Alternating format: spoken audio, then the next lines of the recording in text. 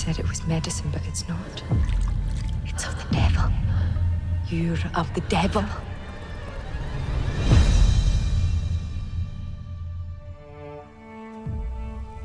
The fact that Claire discovers Malva's body, an unborn child, and has to perform surgery on her to save the child. So when Jamie and the Christies see Claire, she's covered in blood and looks very guilty that she's maybe killed Malva and this child. And it really is just this very high emotional scene.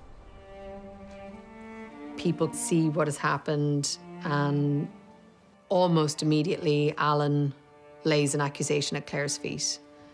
The filming of that, weirdly, was one of the most beautiful days. Tough, those scenes, because the emotion of the day, it was really raw. We have the Christies on one side and the Frasers on the other, and poor Malva's body with this child on top. It was traumatic, very emotional stuff.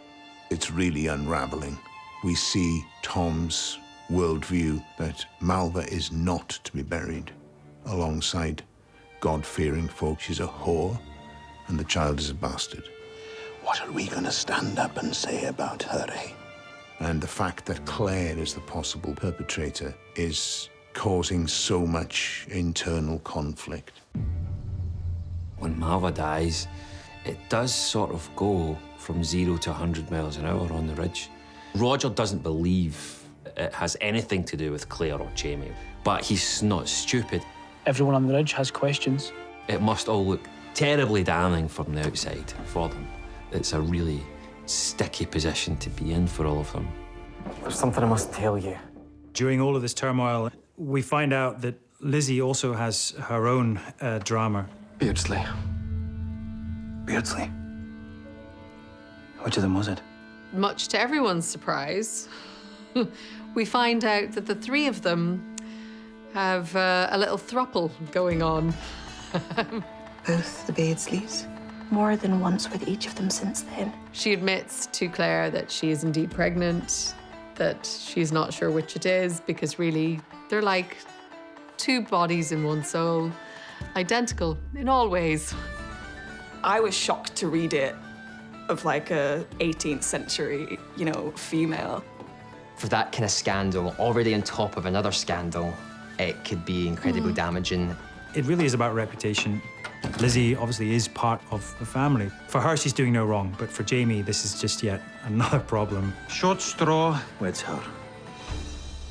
And then as soon as Jamie had handfasted one of them, she ran over to Roger and Brianna and married the other ones. Jamie handfasted Lizzie and Kezzy the other day. I think the way in which they trick Jamie and Roger, I think that just goes to show how much they care about each other in order to just live the life that they want. And I think that's kind of inspiring, really.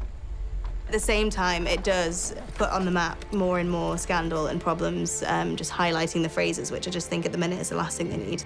The Frasers are sort of the head of the ridge, and now it feels like it's kind of, the power is sort of flipping. It's like they're at the epicenter of this bubbling animosity. Tension is building, and they are right at the middle of it all. The funeral is happening. Claire and Jamie are sitting at the back. There are very few people there because Malva was viewed as a sinner. And obviously, even for Tom Christie, he didn't think that his daughter deserved this Christian burial. It's a really heartbreaking scene where you realise that there's not enough men to carry out Malva's coffin. Not him. Jamie offers himself, and of course, Alan says, no, not you. And as they're walking away, Alan is closest to Claire and spots that she's going back to pick up the coffin of the child. And Alan can't think of nothing worse than her hands on that coffin. Coffins that he built as well. And that's when Alan sort of loses it. It's really the battle lines have been drawn. The amount of pressure that we put on Claire during the season, it just keeps mounting and mounting, and she uses ether to dispel all the feelings she has, all the layers of what's going on in her head and her heart. When I read episode 7, I thought the whole notion of creating the voice of our guilt and casting somebody from the darkest part of our past to be the voice of that guilt was genius. And we brought Ned back to play Lionel Brown as the devil on her shoulder. Can't save you from yourself. He's not really playing Lionel Brown anymore. He's playing kind of a culmination of her guilt, of her selfishness, of all the things that have been piling up ever since she touched those stones. No, don't. To use Lionel to represent her guilt that's connected to years of life with this family and what she feels responsible for in the pursuit of this incredible love that she has for Jamie. Marry that with what she's feeling about the death of Malva, I thought it was an extraordinary creation. It feels like I'm going crazy. And it all kind of culminates at this fantastic final scene between Jamie and Claire. We all have a darkness inside us, Sassenach. I feel like this is possessing me. Obviously, at the end of 7, Claire is in such a fragile emotional state, and finally she's able to talk to Jamie. They're always supportive of each other. I think when they communicate and work through it together, they can beat anything. Without you, our whole world crumbles into dust. They really come together, and their love, I think that ultimately is the only way that they're ever going to survive.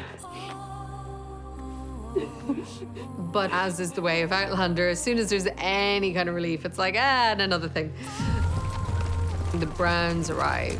Mr. Fraser! It was put into motion with the death of Lionel after Claire's attack by dumping his body at the feet of his brother. There was always going to be revenge and payback by the Browns. He's come to arrest her for the murder of Malva Christie. He's now got an excuse to drag Claire and Jamie out of the building to get justice.